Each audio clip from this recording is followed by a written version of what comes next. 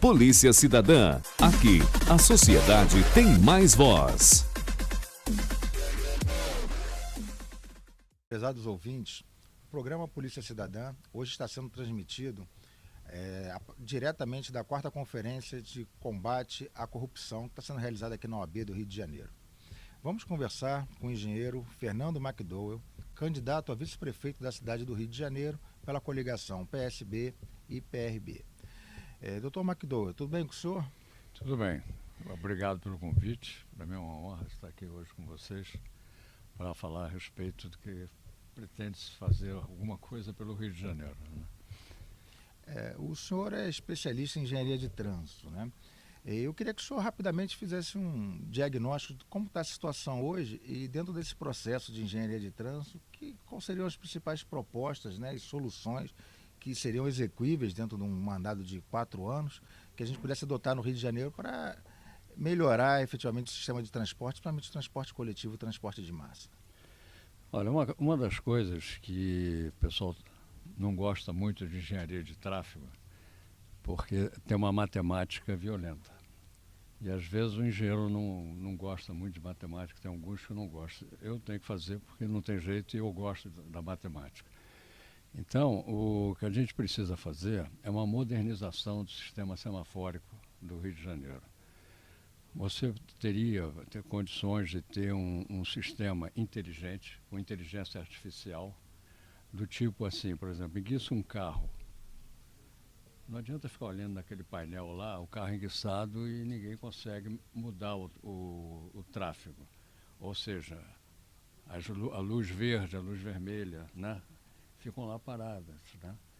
E com isso você vai tendo um grande fluxo e vai congestionando. Então, nós nunca fizemos isso, fica sempre, é um ciclo, vamos dizer assim, desculpa o termo, burro, né, como a gente chama, que ele não muda. Então, se por acaso você fica com esse tipo de problema, ele não mudando, o volume de tráfego vem e forma o congestionamento.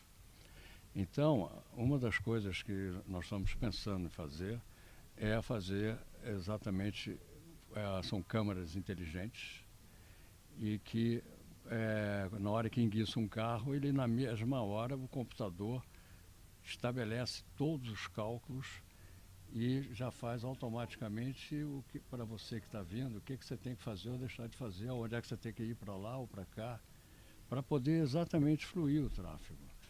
E não ficar parado todo mundo um olhando para a cara do outro até alguém chegar lá e empurrar os carros para frente. Esse é um problema, é complexo, não é uma coisa fácil, mas nas aulas que a gente dá para o pessoal desde a época do IME, né, que eu fui do Instituto Militar de Engenharia de pós-graduação durante 25 anos, mais de 25 anos, e nós ensinamos isso tudo lá para eles. E agora eu estou ensinando na PUC Rio também. Quanto mais pessoas começarem a entender desse processo, a saber mexer com esse processo, a gente leva uma chance muito boa. Outro detalhe importante, as crianças em escola, né? Criança com a mãe sempre tem uma velocidade menor atravessando a via, né, até chegar do outro lado. Então, com um sistema inteligente, ela estabelece o ciclo de sinal em função, se é uma escola, em função desse vai e vem da mãe. Para poder reduzir a velocidade e dar mais tempo para a travessia e reduzir riscos de acidentes. Exatamente. E existe uma outra coisa também fundamental, as pessoas estão mais velhas hoje, né? Não tem uma velocidade de atleta. Então, a Tóquio, por exemplo, fez um sistema espetacular de tráfego na cidade de Tóquio, mas, lamentavelmente, morreu muita gente. Por quê? Não tinham levado em consideração a velocidade. A população ficou mais velha e aí então eles resolveram entender o que tinha acontecido, né? E aí eles fizeram uma grande pesquisa, que eu tenho essa pesquisa, da velocidade das pessoas, como é que atravessam, e era totalmente diferente do que aquelas que eles vinham utilizando. É igual na Presidente Vargas, né? Você está atravessando, de repente não deu. E abre o sinal e você está no meio. Então você precisa ter esse tipo de modernização, né? Para que possa fluir bem esse dia a dia da população. Professor, essa questão também da integração dos transportes, né? O governo do estado investiu no metrô, que é bastante utilizado aqui no município do Rio de Janeiro, mas é uma atividade ainda gerida pelo estado. Os ônibus, tem ônibus intermunicipais que vêm da região metropolitana do Rio de Janeiro, principalmente a Baixada Fluminense. Agora mesmo, recentemente, essa polêmica da linha 4 da Barra da Tijuca integrando com a linha 1, né, do metrô, né, onde querem cobrar novas tarifas para quem usa a linha 4, quando passar para a linha 1, cobrança de novas tarifas. O próprio VLT, que vai fazer um percurso de curta distância, né, que também está um pouco longe ainda de ser um grande transporte de massa, pela pouca capacidade, pela frequência em que os trens efetivamente se deslocam, e o próprio, né, a velocidade com que ela tem se deslocado no Rio de Janeiro, que hoje provoca até um certo engarrafamento pela operação desse VLT. Como é que o senhor vê essa questão da integração e esse aumento de custo para o carioca ter que pegar 2, 3 meios de transporte diferentes e pagar por passagens diferentes, né? Isso chama-se a lei do menor esforço, né? Eu sou o ônibus, eu cobro 3, você, o metrô, cobra 4, a pessoa paga 7. A engenharia financeira, a gente tem que entender o seguinte: esses ônibus todos estão, eles não são mais permissionários, eles são concessionários. As empresas são concessionárias. Tem que ter o modelo sistêmico de engenharia financeira, em que eu fiz lá no Rio Grande do Sul, fiz também no Paraná, lá com o Jaime Lerner, né? Montei para eles todo um sistema de como você determina essa tarifa de ônibus, etc. E depois aqui no Tribunal de Contas do Estado, durante a Copa do Mundo, eu dei aula para todos os engenheiros e todo o pessoal que estava lá sobre como determinar uma tarifa de metrô, como determinar uma tarifa de ônibus, como determinar um pedágio, e assim sucessivamente. É tudo por engenharia financeira.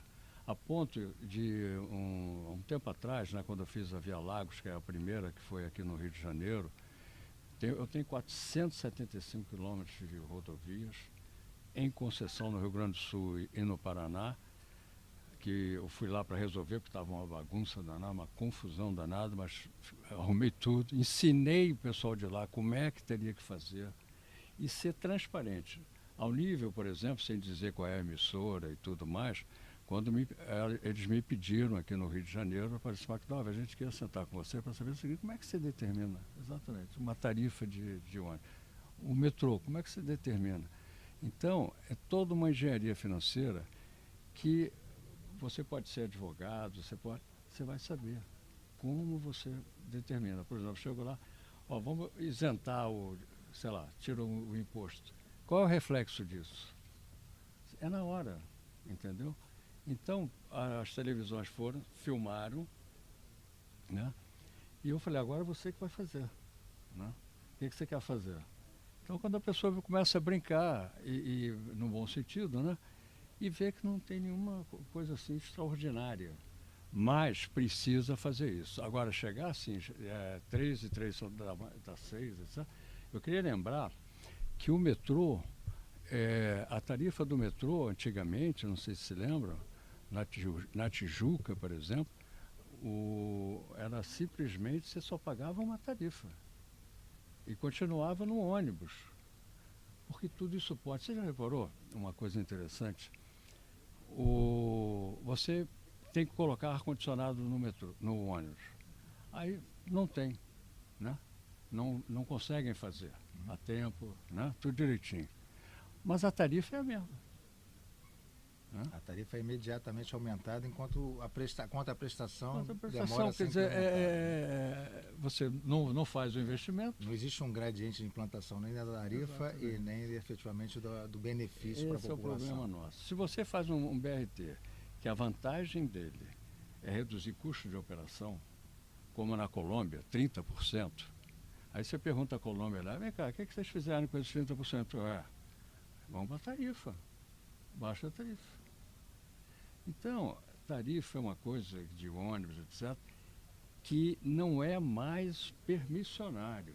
Mudou a categoria. Ela é concessão, como se fosse uma Via Dutra, uma ponte Rio-Niterói, tá certo?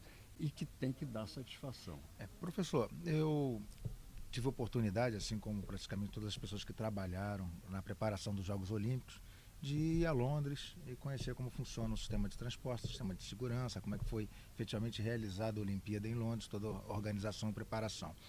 Em Londres existe o Oyster Card, é um cartão de transporte que ele varia, a tarifa diária tem um valor, a semanal tem outra, a mensal tem um custo proporcionalmente menor à tarifa diária.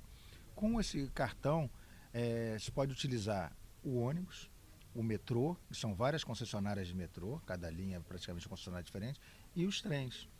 Existe uma variação em relação à região. Tem a região 1, que é a região mais próxima ali de Londres, região 2, um pouco mais afastada, e uma região 3, que é uma região bastante mais afastada. E tem a variação de tarifas de acordo com a região que a gente vai utilizar. Mas a gente vê que isso funciona muito bem e a gente tem uma redução proporcional ao custo do transporte quando a gente compra a tarifa para usar por 30 dias. E aquele cartão durante 30 dias você pode usar, sim, invariavelmente, a qualquer momento, quantas vezes quiser, qualquer tipo de transporte que esteja coberto pelo cartão. Isso é possível ser implantado no Rio de Janeiro? Sem dúvida. O metrô do Rio foi quem inventou, na época, o bilhete eletrônico. Que você pode fazer uma infinidade de possibilidades nessa base. E, na época, aquilo que eu falei, a Tijuca, o metrô, você comprava a tarifa do metrô e você tinha, evidentemente, tranquilamente podia andar sem precisar cobrar outra vez. Porque se você fizer as contas com engenharia financeira e tudo mais, você vai ver que pode reduzir e muito esse problema tarifário. Esse tal sistema que tem o bilhete, né, eletrônico, etc., só pode 2 vezes. Aí agora vamos passar para 3. Ele podia fazer quantas vezes ele quisesse no dia, né?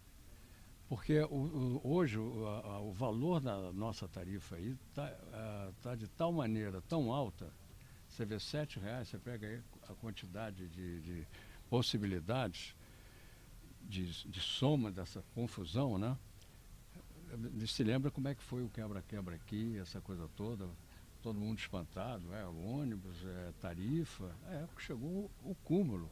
Se você pegar, faz esse exercício, pega um salário mínimo que você tinha na época que nós estávamos construindo o metrô, pega a tarifa que os ônibus tinham na época, esquece a inflação, esquece nada, só pega assim, aqui, vou somar, né?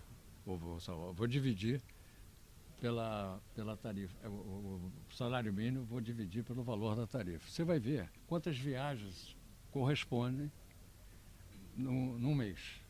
Você vai cair sentado, porque vai ser assim, 500 contra hoje 100, 80. E se fizer essas somas, nem sei, mas é só para ter uma ideia de que isso aí, ele pesa muito no salário das pessoas. Eu fiz uma coisa na época, o VLT, Veículo Leve sobre Trilho, que nós inventamos esse negócio de VLT lá na União Internacional de Transportes Públicos, e eu precisava, eu queria fazer exatamente para as pessoas mais pobres, que o metrô ia só, você lembra, ele ia de Botafogo só até a Tijuca. Eu queria chegar a Pavuna, pegar todo aquele pessoal lá. E na época eu consegui mostrar a Brasília que poderia se desenvolver um outro sistema que era o chamado de pré-metrô. Por quê? Porque acabou o negócio, você tira aqueles carros, o metrô entra, a subestação retificadora dá para ele, são a mesma voltagem, né, de um e de outro, e isso acabou sendo feito. O que tinha que fazer? Ainda era ir para a Baixada Fluminense, através da Via Light.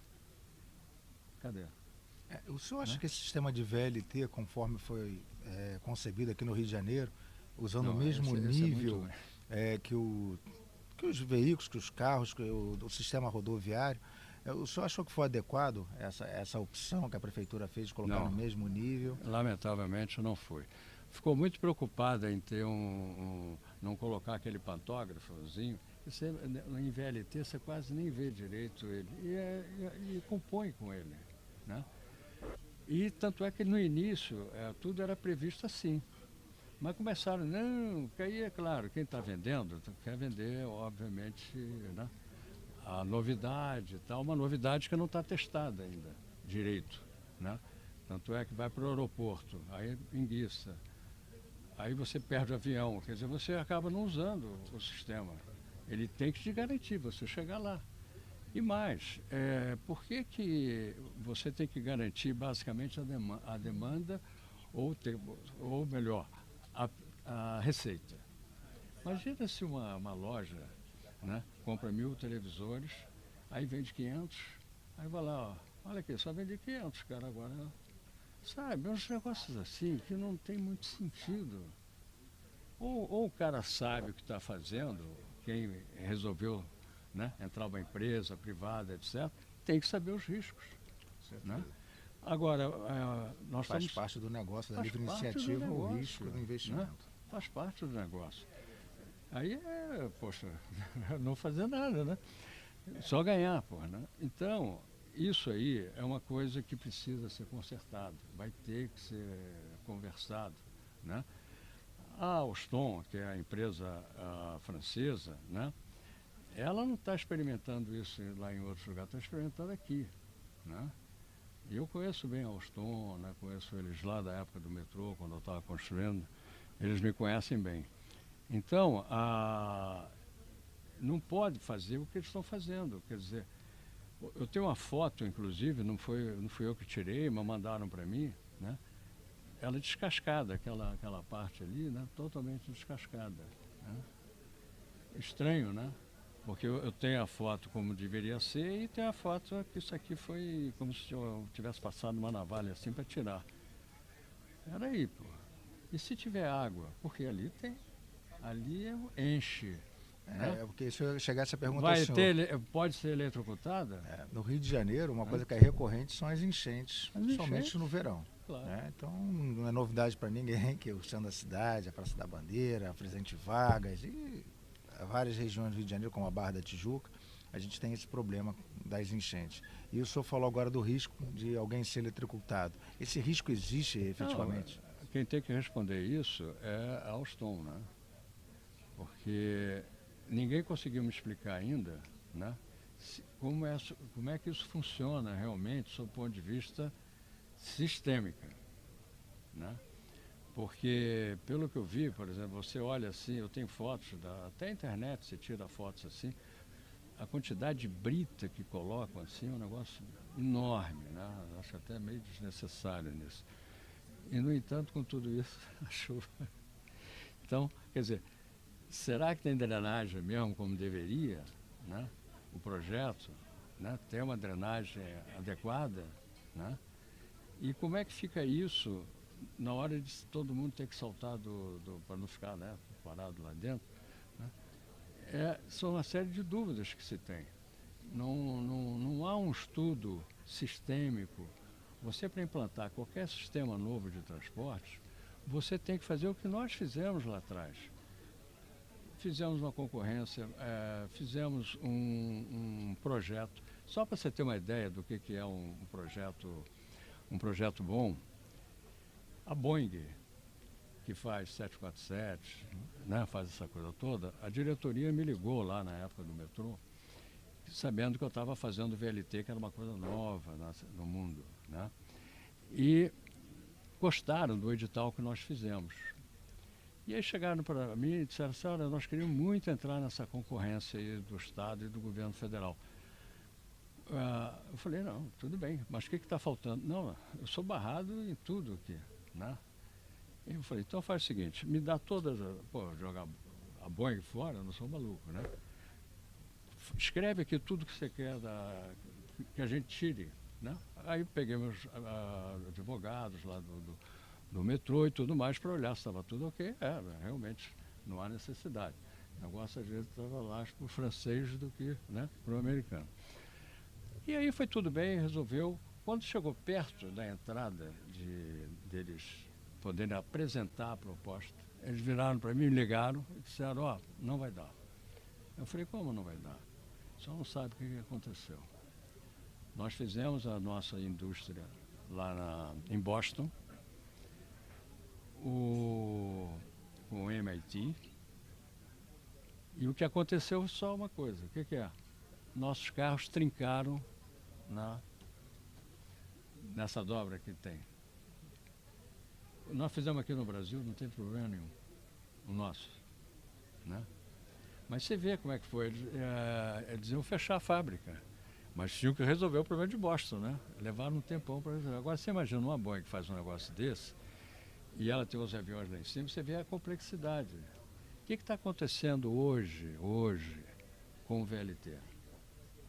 Quebrando no meio. Aí vai num lugar que o asfalto é assim.